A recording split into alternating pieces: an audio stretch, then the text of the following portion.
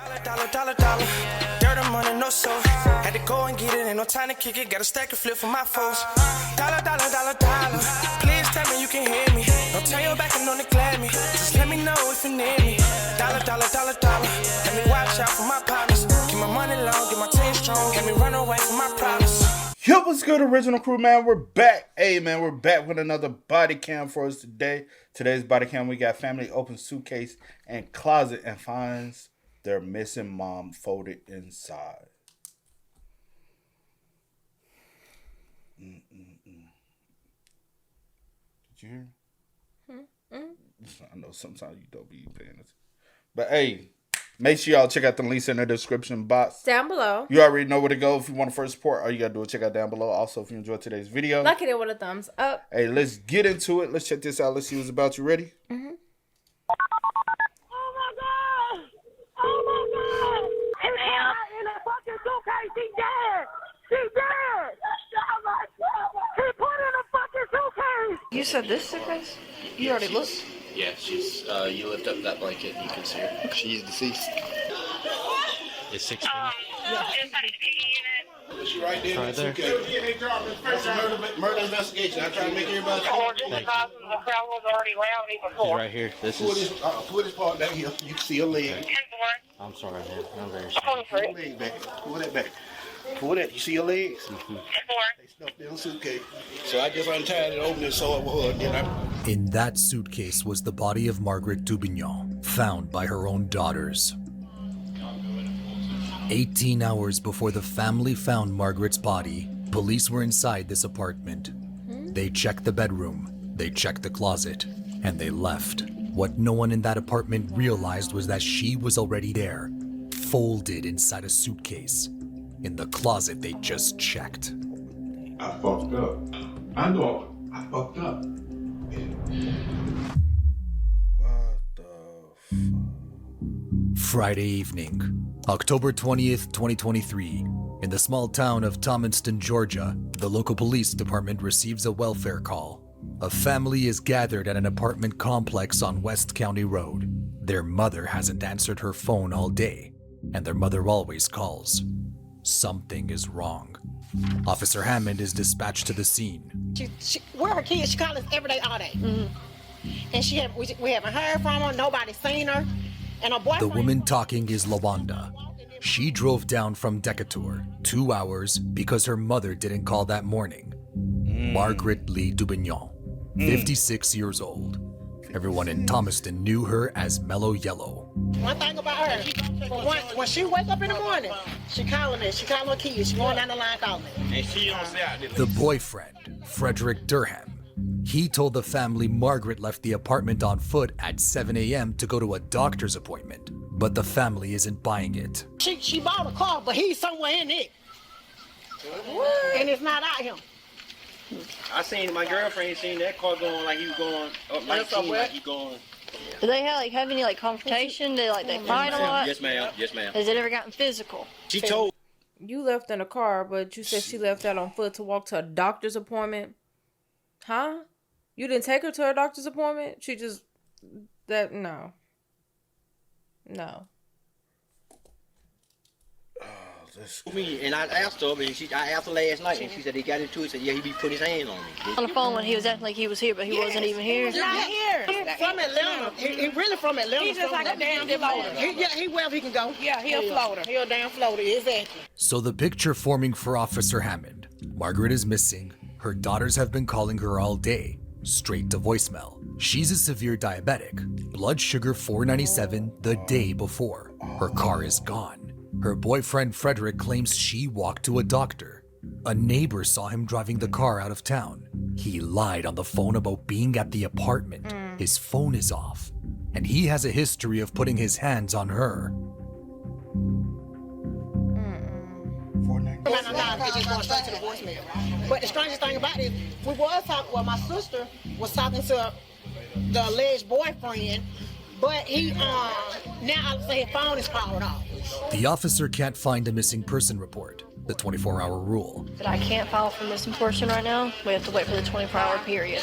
The family has to wait until Saturday morning. But before the officers leave, they enter the apartment. Police department?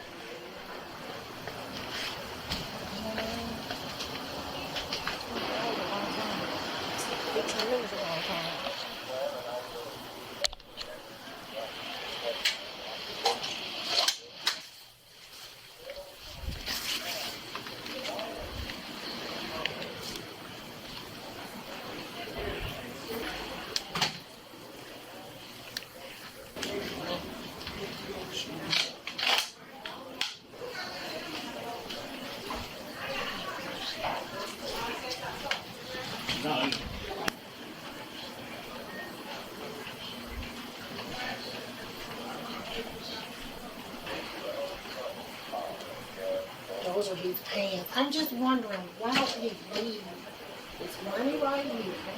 I'm a stranger to you. I ain't trying to. Do you wanna? She normally carries her phone with her everywhere, correct? She carried that phone everywhere she goes. Like she's never gonna go without her cell phone. But this ain't like her. We talk to my mama every day. Literally every fucking day. And he left in the car. The officers leave. They checked the apartment. They checked the closet. They didn't find her. Margaret's purse is on the dresser. Her money is sitting out. 2 televisions are on. And the suitcase in the bedroom closet? No one opened it.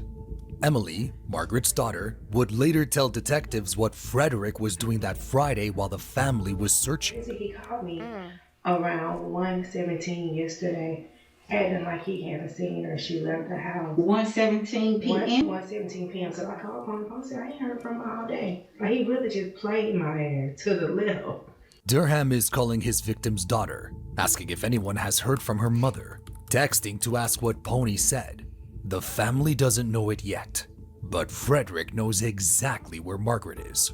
And I want to say she said that too that day. I'm so sick and tired of Frederick motherfucking ass. I'm put his motherfucking ass aside. Said, whatever you need to do, Mark. Margaret was going to kick him out. She'd already packed his clothes into a tote bag. But that Friday morning would never go the way she planned. Saturday, October 21st, 7 a.m. The family is back at 109 West County Road. They've been gathering since dawn. We've got a missing person. It's mellow yellow. Her car has hit several times about her. The family says that her boyfriend is driving it, and his name's Frederick Durham. Mellow yellow. That's how the officers know her. Officer Strickland enters the missing person report into the state database and reaches out to Atlanta PD. Her car has been pinging flock license plate readers across the city since the night before. To officers, it's starting to look like someone running. But the family isn't waiting for the police to catch up. The maintenance man who let officers in the night before isn't coming today. So Christy, Margaret's daughter, makes a decision. Because I kept saying the maintenance man, he want people saying he ain't coming, he said he went on And I'm just looking around, like trying to see if anything different, because I'm listening to what Christy I'm talking to. They told her they heard bumping, and after they hear my mom howling and screaming, they still hear stuff moving around. My sister pointed out Emily and said, "Well, this all his stuff right here. She had already packed up all his stuff, putting it in a tote." I was like, "Oh, okay," but then Emily said, "But this suitcase right here, it feels heavy." I said, "Well, pull it out." When I walked in, I seen him pulling it, he was pulling it out. So I walked in there, so then he laid it down, opened it up. He said, kick it. He kicked it, check to see what hurt, and I picked it. And, I opened it up all the way to pick it. It was just super heavy. I didn't want to open it. I didn't want to lie to you. I felt something wrong. Inside that suitcase, wrapped in a comforter, was Margaret Lee Dubignon. Her daughter, Larius, known to the family as Emily, was standing in the apartment when they opened it. Seconds later, she dialed 911. How the police come to 109 West County Road? He put her in a fucking suitcase. She dead. He put her in a fucking suitcase. She dead. You found the missing person? Yes, she fucking dead. Where? In her fucking apartment, in a fucking suitcase. We found her in a fucking suitcase. Can you get everyone out of the apartment? Do you need an ambulance? Anyone there need an ambulance? He fucking killed her. He fucking killed her for no reason. I said that suitcase is heavy. He put in a fucking suitcase. The first responding officer walks into a building full of people who already know what he's about to see. The family found her before the police did. Right here. This is. Pull this part down here. You can see your leg. I'm sorry, man. I'm very sorry. Pull your leg back. Pull that back. Pull that. You see your legs? Stuff in the suitcase. So it's 38 units is confirmed. All right, I'm getting out of here because they were scared to go. They found the suitcase, but they were scared. So I just untied it, opened it, so it was her, and then I Told everybody to get out. Are you I'm related? my brother-in-law. We already, like I just explained, Listen, we already tracked that car down. as a child, I wasn't gonna give up the search. I wasn't gonna give up the search. We are so sorry. Look, And he put it in the suitcase. You got tape in your car? Yeah, she's. You lift up that blanket and you can see her. She's deceased. Sergeant Matt Allen arrived shortly after. His report, one line. I observed Dubignon curled up in a suitcase and deceased. A bloody nose, a swollen left eye, fingernail marks on her right arm. Whatever happened inside that apartment, Margaret fought back. Durham, Frederick Bernard Durham, I believe, is going to be our suspect. Took her car. It already hit on APD's flock. It's the boyfriend. 10:35 a.m. The bolo goes out. The alert hits every county between Thomaston and Atlanta. Pike, Lamar, Spalding, Monroe, Georgia State Patrol. Durham is classified armed and dangerous. A murder suspect on the run in his victim's car. Dispatch tries to ping his phone through AT&T, but AT&T won't do it. Their protocol says the subject has to be in harm before they'll cooperate. Dispatch keeps pushing until they agree to ping every 15 minutes for the next 24 hours. But Durham already has a 12-hour head start, and nobody knows what he's willing to do to avoid going back to prison. 80 miles north, Margaret's gold Saturn has been pinging flock cameras across Atlanta since Friday night. APD Officer Watson is looking for it. Alright, 2358. I'm gonna try to see if I get eyes on this homicide vehicle. Shortly after, Watson catches the gold Saturn pulling out of a gas station. He tails it to a shopping center off Sylvan Road and pulls in behind it. Hey, sir, get on the ground for me? Get on the ground for me. Get on the ground. Hey, just get on the ground. Alright, this is the. And then you got the nerve to have somebody else in the car. In her car. At that. After, man. Saturn. I got two in there. Sam, Charlie, Tom, 6339, 1974, Sylvan Road.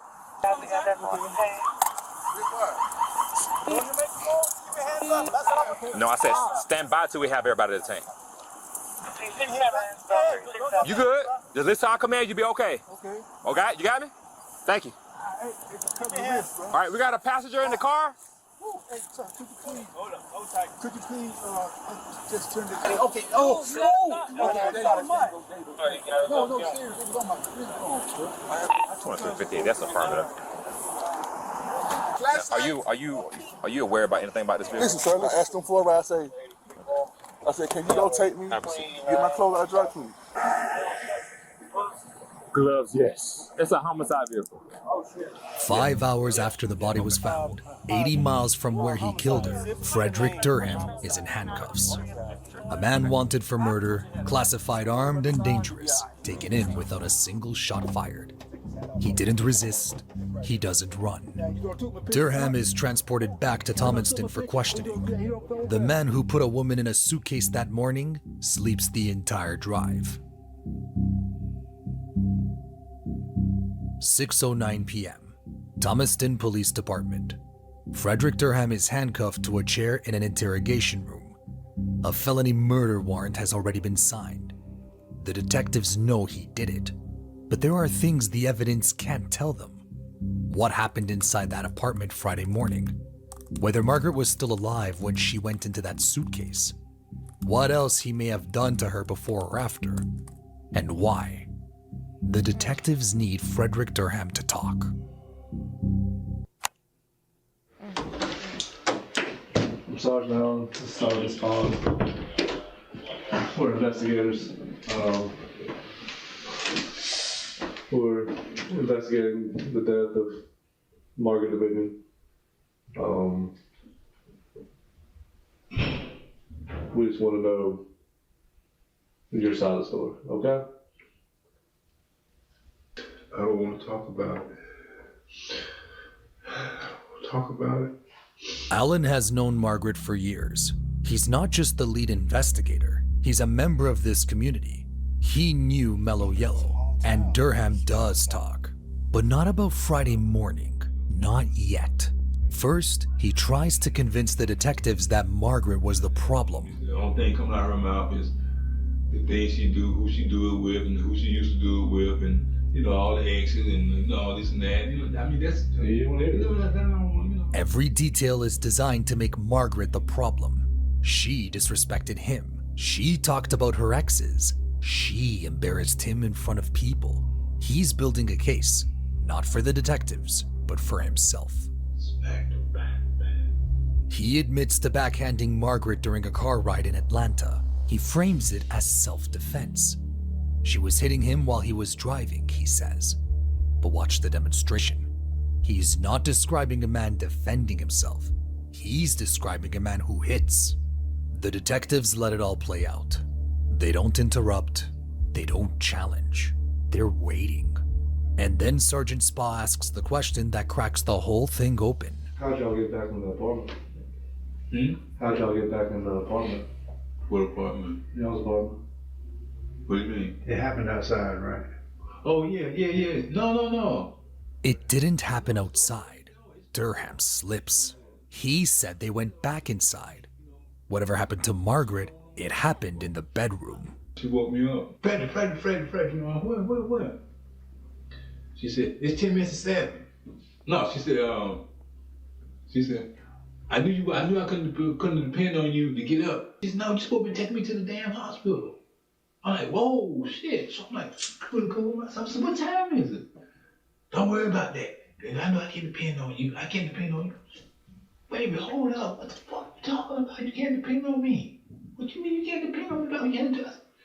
I looked at her and she's fully dressed. I get up, just have on my boxers, run out the door, run down the breezeway. So I was thinking she's going next door to Pam and Dee Dee's house. We can get Dee Dee to take her. So I look, she out there, I look back up. We're going out. She was passing the dumpsters. So I started walking towards her, in my boxers. That's all. So I said, baby, listen, damn, stop all that screaming, first of all. Second of all, stop talking that shit to me. Listen, Why would she leave the house? It's her car. Why wouldn't she take her car to her doctor's appointment if you don't want to take her? Now I understand because her sugar was high, right? And it probably would have been dangerous for her, but it's even more dangerous for her to just strike out walking. I would rather her, I don't know, in that situation, even go to the next door, try to see if you got a close bond with the next door neighbor, see if they can take you. But get your lazy ass up, mooching off this woman. That's what you are. Yeah. You a motherfucker that ain't got shit going for yourself at all. First of all, second of all, stop talking that shit to me. Listen, we got time, okay? She walked behind me, went back in the bedroom, in the closet, grabbed my shirt. And I said, what'd you say? She said, yeah, you heard me.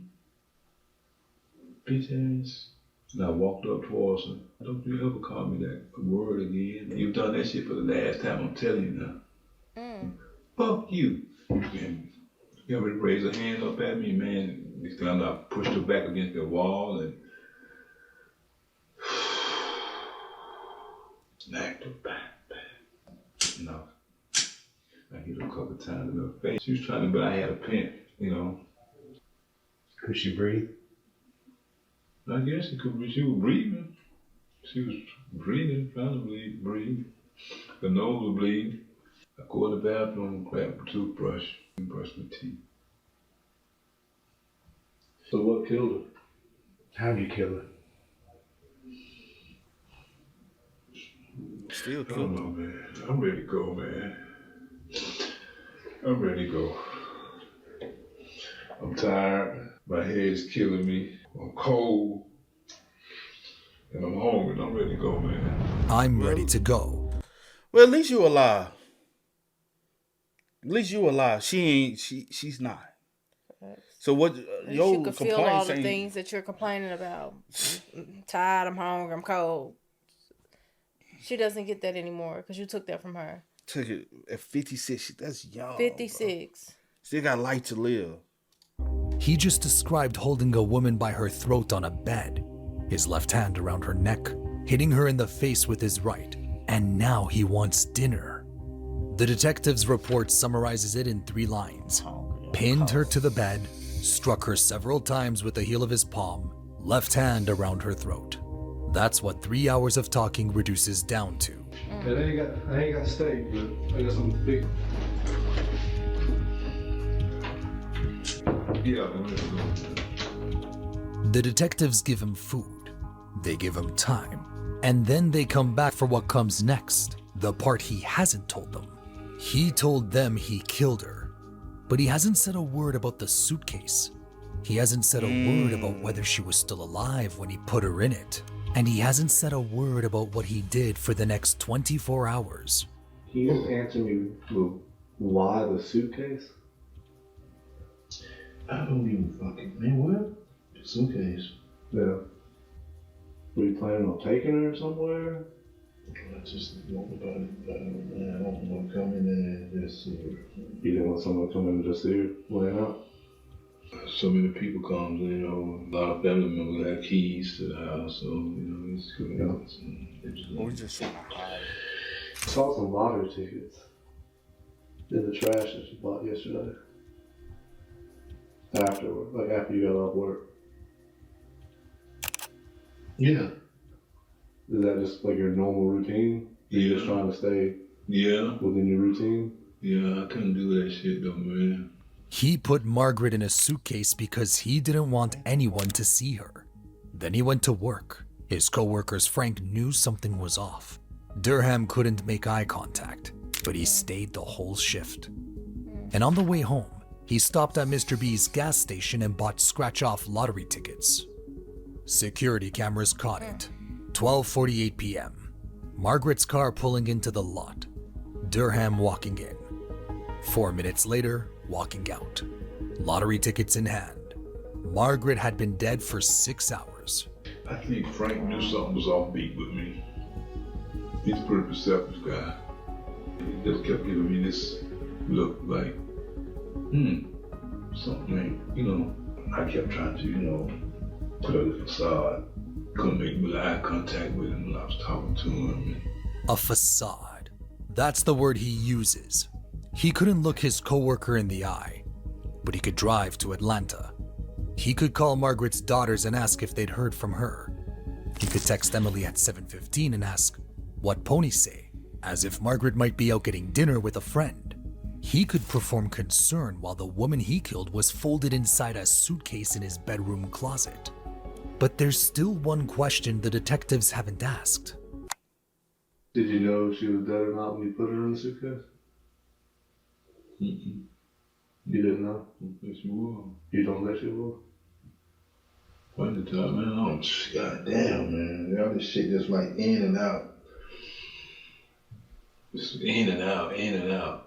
Blinking in, blinking out, blinking in, blinking out, man. Was she choked out, knocked out when she went in the suitcase? I did not punch her. So she was awake when she got in the suitcase? I didn't punch her. I'm saying, was she awake?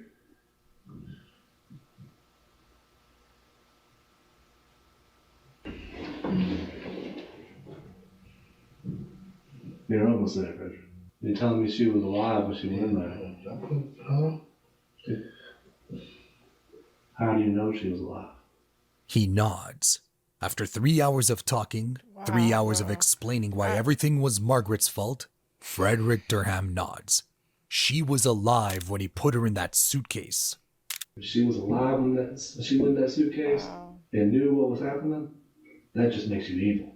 If she was dead when you put her in that suitcase, that just makes you scared. You wasn't scared? Yeah.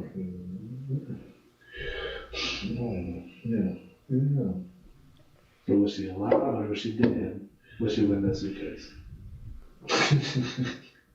Hell no, Miss Allen. Man. Well, it's going to go down as you just being an evil person. that shoved a lady in a suitcase to let her suffocate. She might have been. I don't know, man. I gotta get rid of it. I gotta spit this stuff up. No. The detective's report notes one line. Durham stated that she may have been alive when he put her in the suitcase. He nodded under pressure. He couldn't say it out loud, but he couldn't deny it either. Months later, the official GBI autopsy report was completed. Cause of death: blunt force injuries of the head and neck, and asphyxia, including strangulation. The injuries Margaret sustained were severe: bleeding on the brain, a crushed throat, 2 broken vertebrae in her neck, 3 broken ribs, both eyes swollen shut, bruising on her tongue, and burst blood vessels in her eyes and mouth, which is what happens when someone can't breathe. But here's what the autopsy doesn't show: a single injury that would have killed Margaret instantly. The beating was brutal, the strangulation was real, but none of it was necessarily fatal on its own, which means there is a very real possibility that Margaret Dubignon was unconscious, not dead, when Frederick Durham folded her into that suitcase and zipped it shut, and that she suffocated inside it.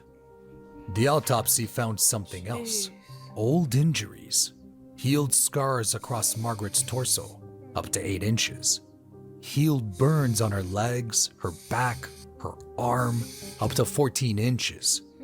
These weren't from Friday morning, these were old.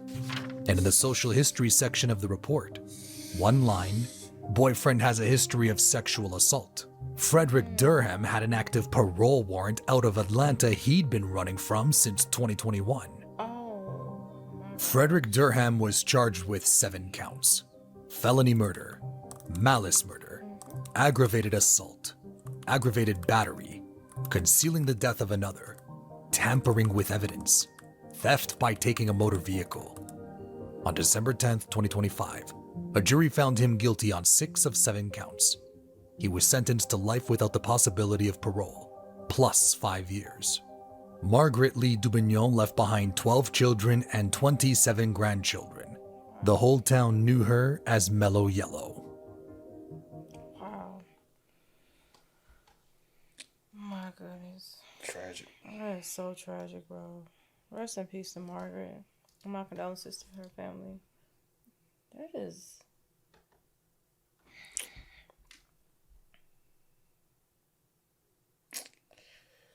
I have no words, bro. Y'all spam us up, man. Let us know y'all thoughts about that one in the comments for us down below. Such a tragic situation. I mean, damn, bro.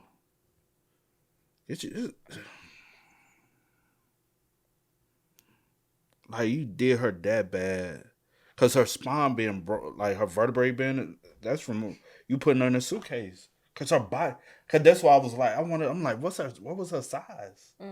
For you to be able to fit it. But if you forcefully put her in there, you broke the spine. She was going to be, even if she survived, they called the police and was able to find her and she survived, she was going to be paralyzed.